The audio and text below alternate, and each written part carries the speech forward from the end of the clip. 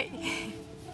As you can see, I'm in the forest with my bike. I just want here to film this video because today I'm gonna talk to you about bikepacking.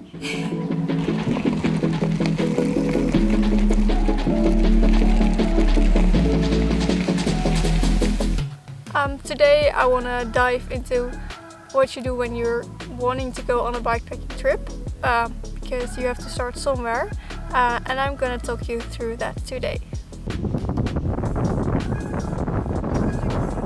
So what you're gonna need first if you want to plan a bikepacking route is of course the route. But what is a route without a destination? So before you can make the route, you need to know where you're going. This of course is totally up to you. This can be a city, a nature reserve, another country, a family you want to visit. It doesn't matter, but only if you can come there by bike. When you've decided the destination, it is time to go plan a route. This can be done a lot of different ways. You can use a map, a pencil, but the easiest way to do it this time is by using an app or a website. Personally, I really like to use Komoot. Looks a bit like this. This is a really easy tool to find the best beautiful spots and cycling routes in the area you want to visit.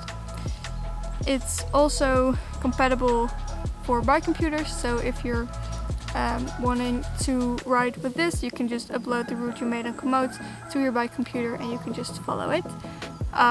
This app is a really nice way to find hotspots in the area you want to go and see things you would normally not see. Definitely recommending that. Ik ben even aangekomen bij een pauzeplek. Hier is de fiets. One important thing to take into account is what bike you're taking. Whether you're taking your gravel bike, your mountain bike, your road bike, a normal tour bike, this depends on what terrain you're going to take during your route. So this is also one thing that you're going to decide before you're making a route. Het regent nog steeds, maar ik ben goed gewapend.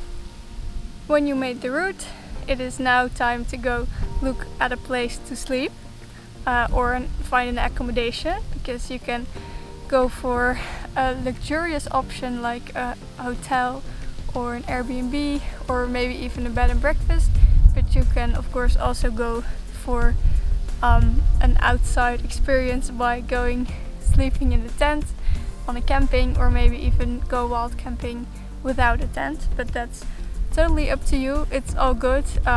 This just depends on what you feel like you're ready for and what you think is a challenge for you and you see as an adventure. Geloof het of niet, maar ik ben er bijna thuis. Also, a nice thing to come up with now is how much kilometers you want to do a day, because now you're gonna go look at your route that you made and you're gonna find the accommodations along it. And of course you need to know how much ground you want to cover in one day in order to find a place to sleep for the night. This is sometimes a bit of a puzzle, but you can just find your own rhythm and ways in it, so that you can get enough rest but also challenge yourself a bit to make some miles on the day.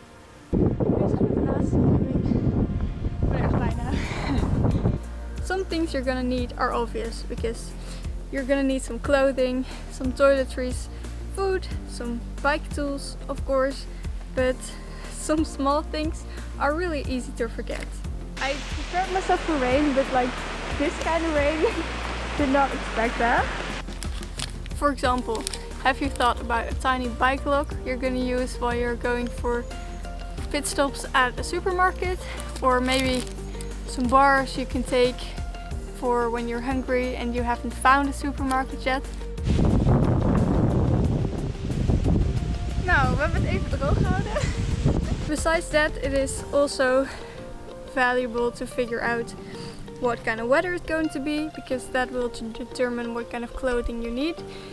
because if you're going for a bikepacking trip in summer, you're gonna need much less clothing than when you're going in Iceland in the winter.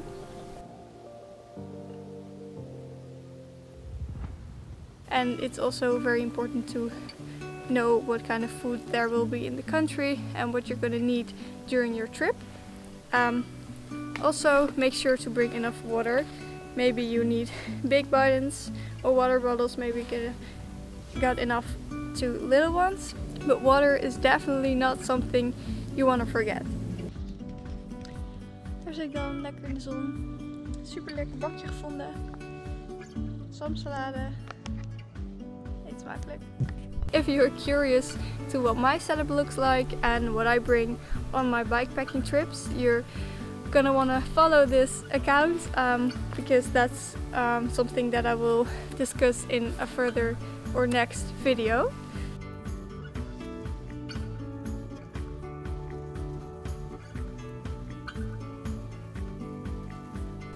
And last but not least, I want to give you the advice of checking your setup before you're gonna go for your bikepacking ride, because especially if it is your first time riding with bags or with heavy things on your bike, it's gonna get a little time to get used to it and find your rhythm on the bike again. And also it's a good way to see if everything works properly, if the wheels don't rush along a bag or anything else, or maybe there's a clip not good enough or a strap that might break. You will not be happy if you find this out while you're actually on your trip. So check your setup.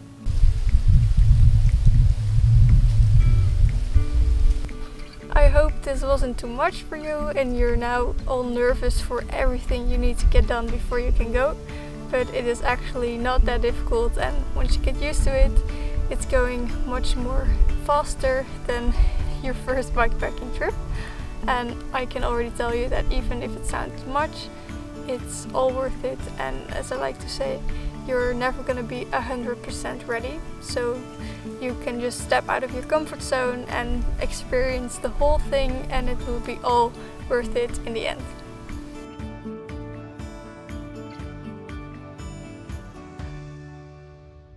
Almost forgot to mention, but when you're going away for a bikepacking trip, make sure to tag me and my Instagram so I know where you'll be going and how your trip was. And I love seeing all your adventures, so make sure to do that. And I hope to see you in my next video.